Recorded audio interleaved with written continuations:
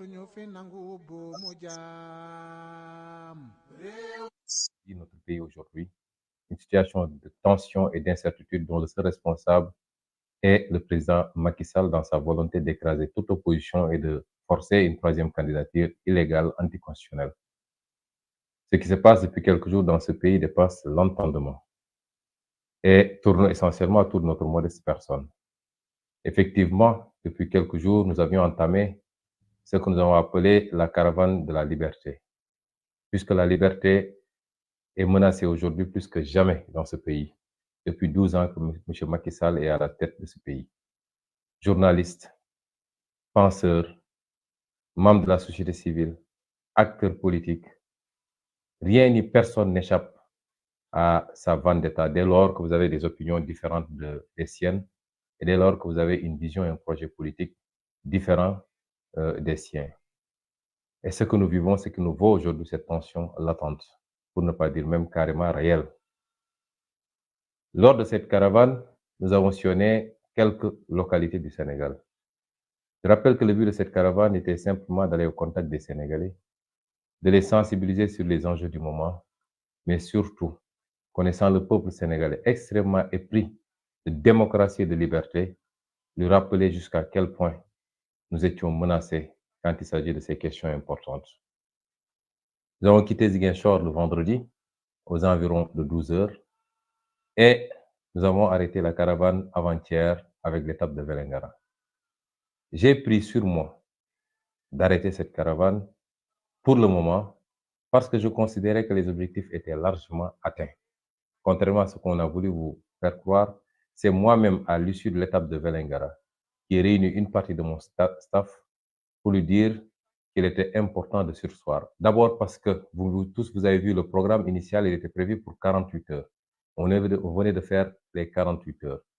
Certes, on n'a pas pu faire toutes les étapes parce qu'il y a eu énormément de tracasseries policières durant tout le trajet, mais nous avions considéré que l'objectif était atteint parce que le monde entier a découvert partout où on est passé, encore que ce n'était pas des zones de grand peuplement, puisque c'est des zones rurales, les populations sont sorties massivement pour nous accueillir, nous accompagner sur des kilomètres, réaffirmer leur attachement, mais surtout leur espoir à notre projet.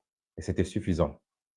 J'avais décidé de revenir sur Dakar, d'abord pour avoir au moins 24 heures de repos avant le lancement du contre-dialogue, le dialogue du peuple que le mouvement F24, dont nous sommes membres, a décidé d'initier, et d'autres événements qui vont se dérouler dans les tout prochains jours, y compris le 1er juin. Et donc, j'avais décidé, j'avais discuté avec mes staffs, j'avais appelé certains de mes avocats, dont Maître Bamba Sissé, j'avais appelé certains de mes proches pour leur dire que l'objectif étant largement atteint, j'avais décidé de surseoir et de me replier sur Dakar provisoirement. J'avais décidé aussi de venir parce que j'avais été informé des plans du gouvernement du Sénégal, qui a mobilisé tout ce dont il disposait comme unité d'élite, tout ce dont il disposait également comme force de défense et de sécurité sur la route, l'axe qui va de Vélingara à Kaolack particulièrement, où des guet-apens étaient prévus pour s'attaquer à ma sécurité, à mon entourage, les arrêter tous et essayer de leur coller des motifs. Ils n'en ont même plus besoin pour emprisonner les gens. Et c'est pourquoi, après la journée réussie du samedi, qui, malgré tous les stratagèmes qui avaient été développés par les forces de défense et de sécurité pour m'empêcher d'entrer à Vélingara, nous avons pu faire cette entrée triomphale à Vélingara où les populations sont sorties massivement, pour ne pas dire toute la population, pour nous accueillir. J'avais pris la décision de me replier. Et c'est moi qui ai pris cette décision de le faire seul. Parce que pour une fois, il me revenait, il m'incombait de protéger moi-même mes équipes qui étaient visées pour être décimées. J'ai pris sur moi de partir hier très tôt et donc on se pose la question, y compris les gendarmes qui mènent aujourd'hui l'enquête et qui sont en train de questionner mes trois accompagnateurs, par où est-ce que je suis passé pour sortir de Vélingara. Eh bien, il n'y a pas de secret polichinelle. Je suis parti par la route. j'ai délibérément choisi de passer par la Gambie parce que c'était un autre moyen d'acter ma campagne de désobéissance civique face aux injustices que je vis, face au détournement de la loi et de la justice par rapport à cette mesure illégale aujourd'hui de mise sous contrôle judiciaire. Je suis passé par la route, j'ai traversé la frontière gambienne pour passer par Bassé Santasso, traverser, rencontrer des amis là-bas.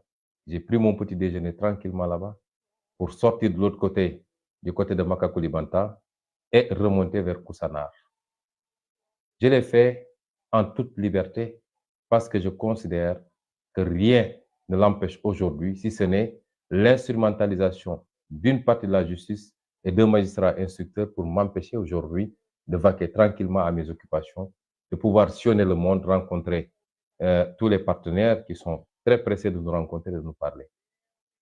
Et c'est justement quand on est ressorti vers Koussanar et sur la liste nationale pour remonter vers Koungheul que nous avons fait, après quelques kilomètres, nous avons été arrêtés par un barrage de gendarmerie qui a réclamé les papiers et qui nous a demandé de sortir du véhicule, ce qu'on a fait.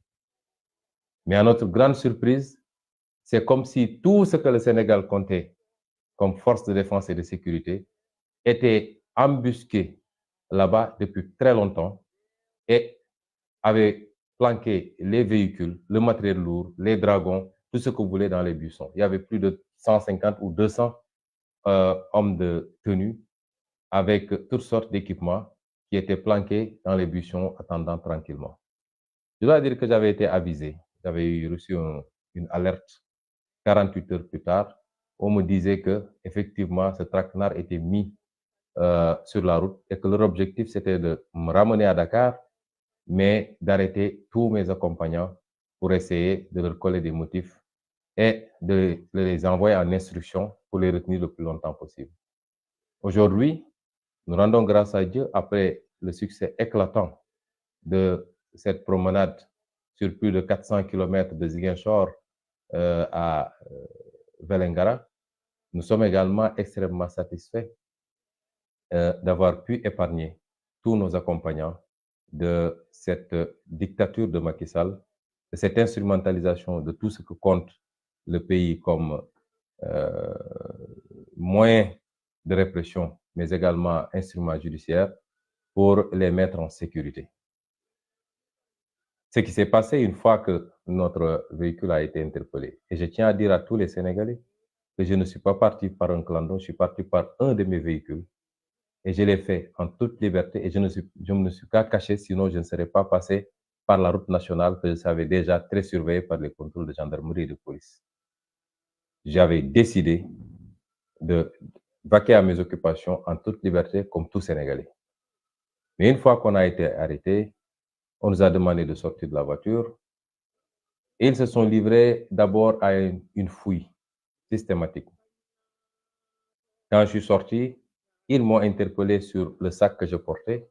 Je leur ai donné le sac, ils m'ont dit c'est à vous de l'ouvrir et de sortir ce qu'il y a dedans. J'ai ouvert le sac, j'ai sorti ce qu'il y avait, c'est-à-dire mon arme de poing personnelle, et j'ai sorti l'autorisation qui va avec cette arme que j'ai présentée aux gendarmes. Ils l'ont remis dans le sac et m'ont pris le sac qu'ils ont amené avec eux. En toute illégalité, parce qu'il n'y avait aucune instruction d'un juge demandant à ce que je sois arrêté. Il n'y a pas de mandat d'arrêt, il n'y a absolument rien. Ils m'ont confisqué également mes 2 téléphones portables, ceux que je détenais par devers moi, en toute illégalité. Et je dois dire que jusqu'à présent, ces téléphones sont entre leurs mains. Et je dégage toute responsabilité par rapport aux manipulations qu'ils feront sur ces outils. Nous connaissons bien leurs méthodes, nous connaissons les instruments dont ils disposent. Je dégage toute responsabilité et j'examine avec mes avocats la possibilité de faire constater tout ça dans une énième procédure, même si on sait qu'elle ne sera pas instruite. Mais nous le ferons pour acter la forfaiture et donner rendez-vous à la postérité. Ensuite, ils se sont mis à fouiller systématiquement le véhicule. C'est en ce moment qu'ils m'ont demandé de monter à bord d'un de leurs fourgons, ce que j'ai accepté de faire. Et le fourgon a commencé à rouler vers Dakar. C'est à peu près 50 km plus loin qu'ils ont stoppé le convoi de fourgons Il y en avait énormément et ils m'ont fait descendre de ce fourgon pour me demander d'entrer dans d'autres véhicules, un convoi de véhicules 4x4, j'en avais dénombré 6 d'ailleurs, pour continuer le chemin vers Dakar à partir de Kaffrine, bifurquer sur Mbacké et prendre l'autoroute à péage pour venir à Dakar. Ce que j'ai compris, c'est qu'ils ne voulaient pas que la nouvelle de mon interpellation, de ma séquestration, se répande très rapidement avant que j'arrive à Dakar pour rassurer tout le monde que Sonko est chez lui, donc il n'a pas été arrêté. Et à ma grande surprise, c'est arrivé à Dakar qu'on m'apprend que le ministre de l'Intérieur aurait déclaré que des armes, un arsenal d'armes a été trouvé dans le véhicule.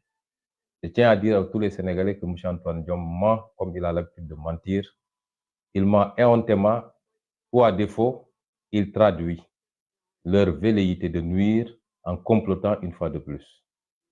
Parce que aucune autre arme que celle que je portais par devers moi dans un petit sac et qui a une autorisation jusqu'au mois où j'ai quitté n'avait été trouvée. Mais mieux, j'ai discuté avec mes 3 compagnons qui sont aujourd'hui encore à Kaolack. Quand je suis parti, le véhicule a été soumis à une fouille. Les valises ont été complètement déchargées sur la chaussée. Une fouille systématique. Et ils n'avaient absolument rien trouvé. Ils ont pris mes 3 compagnons pour les mettre dans 3 véhicules de gendarmerie différents. Et les gendarmes eux-mêmes ont conduit mon véhicule pour l'amener à Kaolack. Et c'est une fois à Kaolack, quand on les a mis dans les grilles, que ces gendarmes sont revenus pour le dire finalement, nous avons trouvé une arme dans la voiture. Personne n'était présent quand ils le faisaient. Ça n'a pas été fait à ma présence, ni à la présence de mes 3 compagnons. C'est plus tard qu'ils reviennent pour dire qu'ils ont trouvé une arme et des lance-pierres dans la voiture. Armes et lance-pierres qu'on n'a jamais vues auparavant, nous, et qu'ils n'ont pas sorti devant nous. Je tiens l'opinion à témoin. Je prends l'opinion à témoin par rapport à ces manipulations extrêmement vicieuses dont le gouvernement de Macky Sall est habitué. Et je dis qu'on en tirera également toutes les conséquences. Il n'y a absolument rien à reprocher à qui que ce soit et ils ont l'habitude de charger des dossiers pour atteindre d'honnêtes citoyens. Aujourd'hui, mon chauffeur, un de mes gardes du corps et notre coordonnateur de Vélingara, qui était avec moi dans la voiture, sont entre leurs mains et c'est à eux qu'on veut faire porter le chapeau en montant tous ces dossiers-là et accessoirement faire croire aux Sénégalais que Sonko dispose d'un arsenal avec des lance-roquettes, des je ne sais quoi, ce qui n'existe pas. Chers concitoyens, le moment est grave. Une fois à Dakar, j'ai été séquestré. Je vais attirer l'attention de la communauté nationale et internationale surtout, puisque les Sénégalais connaissent bien Macky Sall et son régime. Leurs propagandes ne sont plus destinées aux Sénégalais, elles vous sont destinées, vous de la communauté internationale. Je voudrais attirer votre attention sur ce qui se passe. Au nom de quoi un citoyen qui n'est sous le coup d'aucune condamnation à une peine d'emprisonnement ou de mise en résidence surveillée peut se retrouver avec toute une armée qui boucle non pas seulement ma maison, mais tout le quartier, importunant mes voisins. Depuis ce matin, tout le quartier est en train de respirer les gaz lacrymogènes tout autour de la maison. Au nom de quoi, dans un pays qui se dit démocratique, on peut séquestrer un citoyen qui n'a de tort que d'être un opposant ferme et farouche au régime de Macky Sall, sans aucun soubassement judiciaire, sans aucune base légale. Au nom de quoi? Et c'est la énième fois que ça arrive, que ça survient. Et au nom de quoi d'autres citoyens qui se lèvent pour aller rendre visite à ce citoyen-là sont attaqués, gazés, blessés ou emprisonnés? Je viens d'apprendre l'arrestation de M. Alioune Sané, coordonnateur du mouvement citoyen Y en a marre et vice-coordonnateur du F24, qui est le regroupement de l'ensemble des forces vives de la nation. J'ai appris que beaucoup de leaders politiques, parmi lesquels Moustapha Guirassy, Mme Maïmouna Bousso, M. Déthié Fall, M. Abdourahmane Diouf, M. Cheikh Tidiane Dièye, entre autres, ont été gazés et brutalisés et aujourd'hui sont retranchés au siège de M. Déthié Fall et ne peuvent plus sortir. J'ai appris que les députés, flanqués de leur écharpe de député ont été également gazés et brutalisés dans la démocratie qui s'appelle Sénégal, celle de Macky Sall.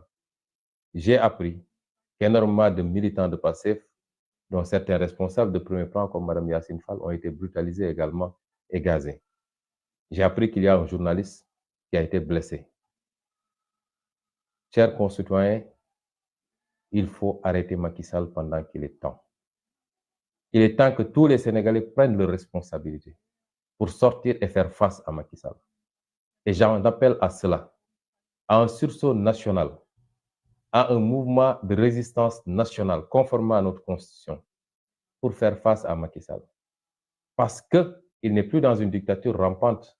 La dictature est carrément debout et marche résolument vers ses objectifs, c'est-à-dire s'imposer définitivement comme seul leader qui peut assumer les fonctions de président de la République.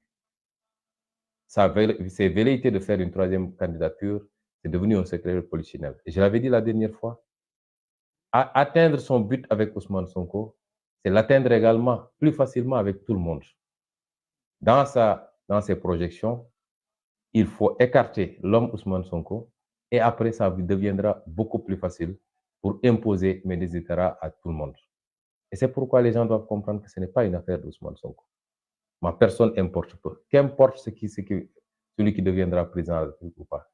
Mais ce qui se joue va au-delà de la personne d'Ousmane Sonko. Et je pense que beaucoup de leaders aujourd'hui l'ont compris, d'où leur réaction immédiate par rapport à cette forfaiture. Je voudrais également lancer un appel à tous les Sénégalais. Les jours à venir, les heures à venir, que tout le monde se lève comme un seul homme. Parce que force doit rester au peuple. Ils ont l'habitude de dire force restera à la loi. Laquelle loi est aujourd'hui la loi de Macky Sall et de sa coalition.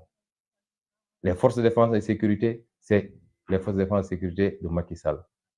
La justice, c'est la justice de Macky Sall. Comment voulez-vous, dans ces conditions-là, que nous puissions aspirer à la liberté et à la démocratie, qui suppose la contradiction et le choc des idées?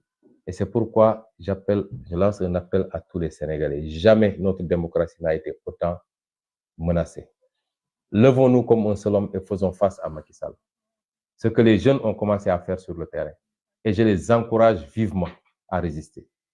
Surpassons nos peurs et descendons tous, comme j'essaie de le faire tous les jours, parce que j'ai l'habitude de dire, je veux toujours être le premier à donner l'exemple pour que tout le monde puisse comprendre les enjeux.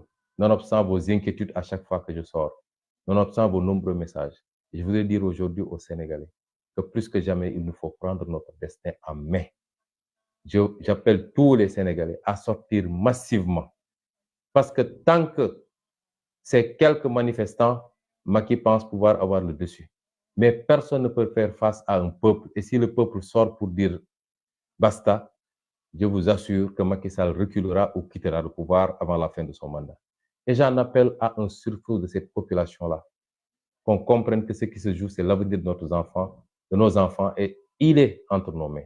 Et je voudrais terminer par cette communauté internationale. Le président Macky Sall essaie d'amadouer. Il vous a pendant longtemps fait croire qu'il était un président exceptionnel. Des cabinets ont été payés à coût de millions et de millions d'euros ou de dollars pour faire sa propagande au niveau de la communauté internationale. Mais le meilleur baromètre pour connaître le travail ou pour apprécier le travail d'un président de la République, c'est son peuple, son propre peuple.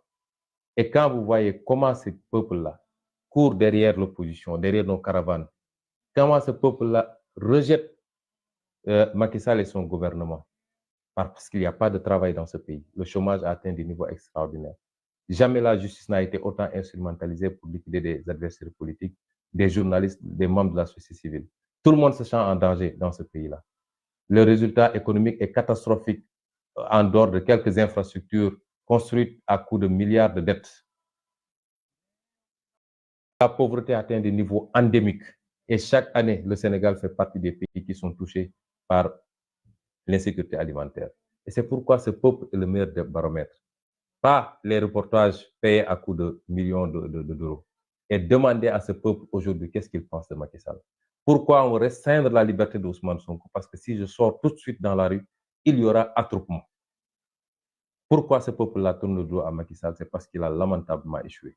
Et il ne lui reste que l'arme de la violence, de la justice instrumentalisée, de la violence des FDS pour essayer de terroriser ce peuple.